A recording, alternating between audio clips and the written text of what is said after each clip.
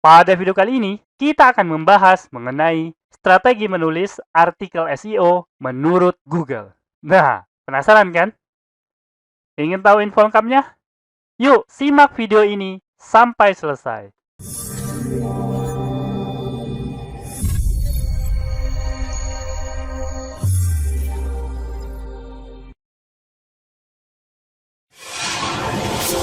Assalamualaikum warahmatullahi wabarakatuh. Ketemu lagi bersama saya, Kanada Goyawan, dan masih di channel kita Pro Jasa Web.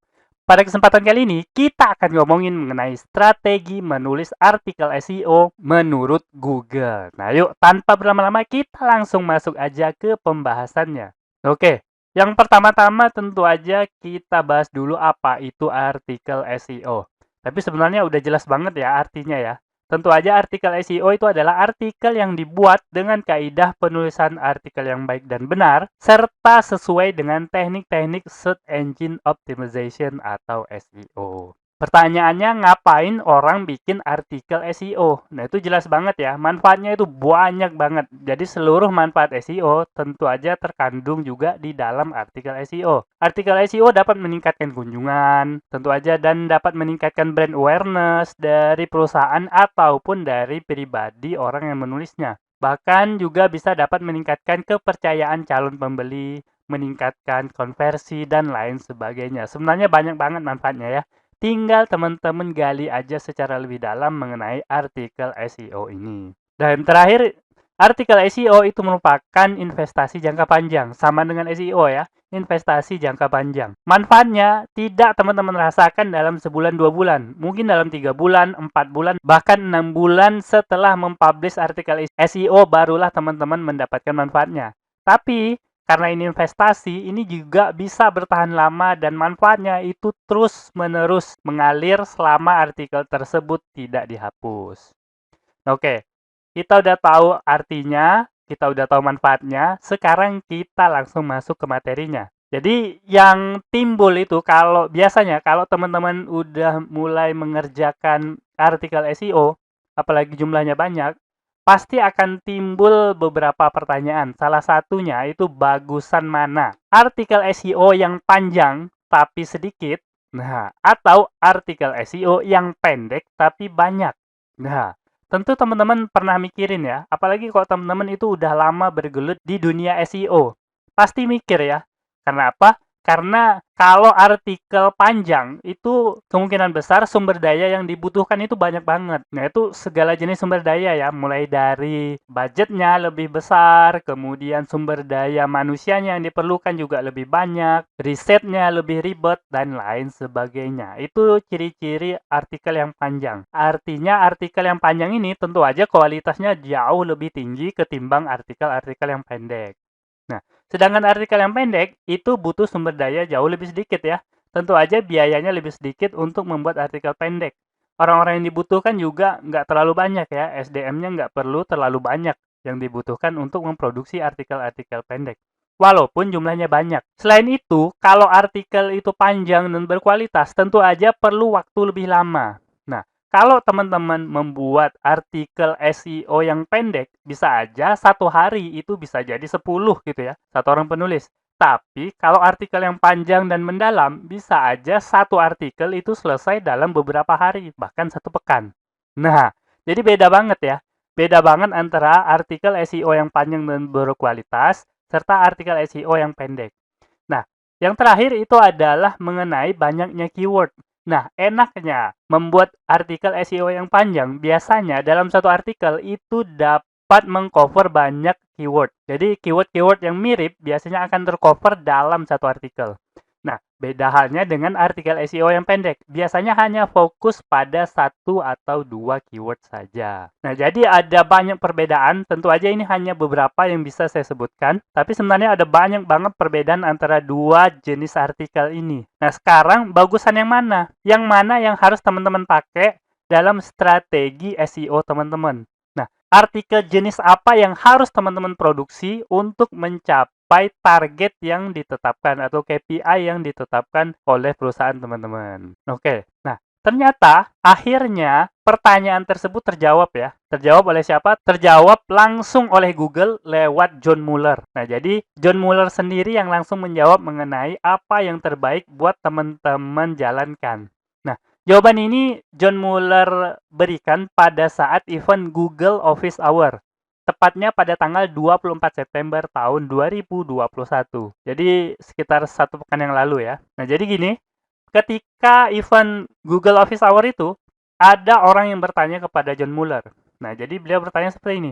Saya punya pertanyaan tentang situs web e-niaga, maksudnya e-commerce ya. Kami membuat konten berdasarkan saran kata kunci perlengkapan otomatis atau autocomplete itu ya maksudnya ya, yang diberikan oleh Google untuk memasukkan lebih banyak konten seputar satu topik utama.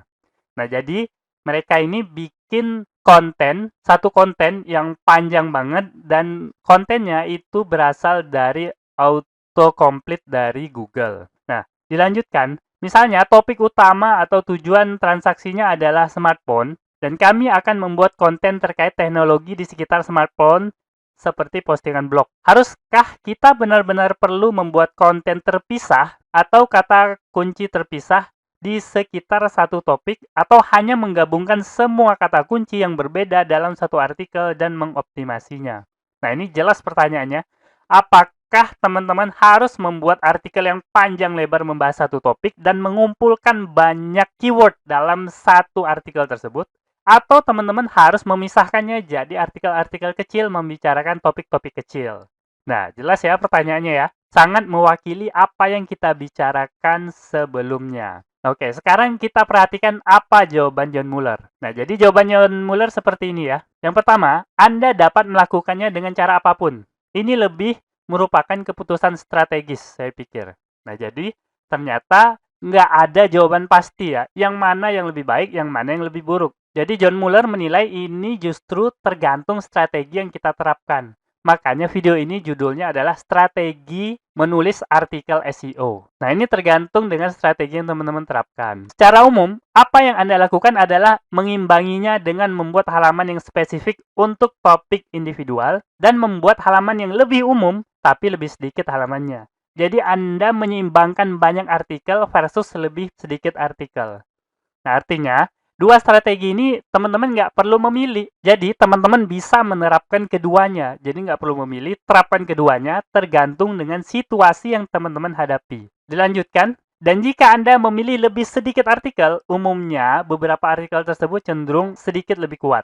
Artinya kalau artikel teman-teman sedikit, tentu aja artikelnya lebih kuat karena kontennya udah di-riset dengan baik dan dibuat dengan sangat teliti. Nah, selanjutnya, sedangkan jika halamannya banyak, maka biasanya nilainya disebar ke lebih banyak artikel. Nah, karena artikelnya pendek-pendek, tentu aja kualitasnya akan lebih kecil. Nah, selanjutnya John Mueller menjawab, jika ada topik tertentu di mana persaingan lebih kuat, maka Anda ingin memiliki halaman yang sangat kuat, jadi mungkin lebih sedikit halamannya. Artinya kalau memang topiknya persaingannya luar biasa atau kata kuncinya pendek gitu ya, 2 kata, jadi kemungkinan besar konten teman-teman itu harus panjang dan sangat berkualitas, dibuat dengan sangat teliti, dibuat dengan lebih banyak sumber daya. Nah, jadi tergantung persaingan ya, ingat teman-teman ya, tergantung persaingan. Nah, jika Anda menargetkan area di mana persaingan tidak begitu kuat, maka mungkin memiliki lebih banyak halaman tidak masalah dengan artikel yang pendek-pendek gitu ya. Nah, kenapa? Karena memang persaingannya nggak terlalu kuat. Dengan konten yang pendek aja, mungkin teman-teman bisa mencapai peringkat pertama. Nah, jadi itulah keseimbangan yang akan Anda coba ambil di sana. Jika Anda baru memulai, mungkin memiliki lebih sedikit halaman adalah ide yang bagus sehingga Anda bisa lebih kuat di bidang tertentu. Dan kemudian seiring perkembangan waktu, seperti yang Anda lihat, kami sangat baik di sini. Anda dapat memisahkan halaman individual untuk topik khusus yang lebih banyak. Jadi, tergantung perkembangan bisnis Anda. Kalau memang bisnis Anda udah berjalan lama dan udah menulis banyak artikel SEO, kemungkinan besar teman-teman perlu pembahasan yang lebih spesifik pada bagian-bagian cabang. Sedangkan pada konten utamanya, tentu aja teman-teman perlu konten yang sangat kuat, yang cukup panjang dan mampu bersaing dengan para kompetitor. Oke, itu dia penjelasan dari John Mueller. Nah, sekarang kita bisa mendapatkan kesimpulan dari penjelasan tersebut. Nah, kesimpulannya yang pertama, kita tidak perlu memilih teknik yang mana, strategi yang mana. Teman-teman bisa gunakan kedua strategi tersebut. Buat juga artikel yang panjang lebar, yang kualitas tinggi dengan penulis-penulis terbaik. Tapi teman-teman juga buat artikel yang pendek untuk menyasar keyword-keyword long tail yang persaingannya tidak terlalu kuat. Nah, perhatikan ada beberapa yang harus teman-teman lihat ketika teman-teman memutuskan strategi. Yang pertama, sumber daya teman-teman ya. Ingat, berapa penulisnya, berapa budgetnya, kemudian berapa waktu yang teman-teman miliki. Kemudian, teman-teman juga harus lihat keyword apa yang teman-teman kejar. Nah, pastikan keywordnya itu memiliki persaingan yang bisa teman-teman handle. Jangan sampai kompetitornya terlalu besar dan itu membutuhkan waktu yang sangat lama untuk bersaing pada keyword tersebut. Kemudian, seperti apa kompetisinya, ini udah jelas, teman-teman. Bahkan jika perlu, teman-teman lihat satu persatu kompetitor yang teman-teman miliki. Pelajari apa yang mereka lakukan terhadap konten mereka dan teman-teman lakukan lebih baik dari mereka. Nah, itu dia ya yang harus diperhatikan.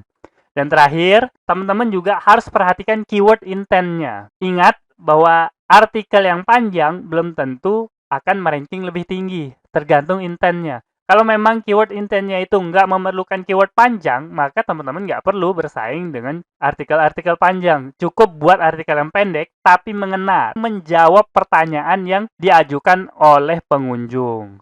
Nah, jadi tergantung keyword intent ya. Buat teman-teman yang belum tahu keyword intent itu apa, silakan cari di channel Projasa Web ya. Saya ada menjelaskan panjang lebar mengenai keyword intent ini. Oke, dan terakhir dari saya buat teman-teman yang ingin mempelajari lebih jauh mengenai artikel SEO, silakan kunjungi artikel yang udah saya tulis di projasaweb.com/artikel SEO. Semoga aja artikel itu dapat memperdalam pengetahuan teman-teman mengenai SEO dan artikel SEO. Nah, oke, mungkin itu aja yang bisa saya sampaikan pada video kali ini. Semoga aja video ini dapat bermanfaat buat teman-teman dan saya akhiri. Assalamualaikum warahmatullahi wabarakatuh. Oke, seperti biasa, jika ada yang salah dari apa yang saya sampaikan, tolong teman-teman ingatin ya. Jangan sampai nggak diingatin, supaya saya dapat melakukan perbaikan pada channel ini dan pada diri saya sendiri. Dan jika ada pendapat yang berbeda, teman-teman bisa masukin ke kolom komentar, supaya kita bisa berdiskusi. Jika ada masukan, teman-teman jangan sungkan untuk menyampaikannya, karena saya sangat terbuka dengan segala macam masukan. Dan jika teman-teman memiliki usulan pembahasan, cantumkan juga di kolom komentar, supaya semua usulan teman-teman dapat saya wujudkan dalam bentuk video. Buat yang belum tahu, video ini adalah bagian dari program Akademi Projasa Web, tempat di mana teman-teman bisa belajar digital marketing secara gratis. Caranya mudah, cukup kunjungi projasaweb.com/akademi. Ada ratusan artikel dan video yang dapat teman-teman pelajari. Jika ada pertanyaan mengenai materi, teman-teman tinggal hubungi saya melalui email info@projasaweb.com. Gratis tanpa biaya apapun. Harapannya dengan program ini semakin banyak orang yang memahami digital marketing. Saya percaya jika semakin banyak orang yang paham digital marketing, maka ekonomi kita juga akan semakin baik. Yuk dukung program ini dengan cara subscribe dan share video ini, serta mengunjungi Projasa Web Academy.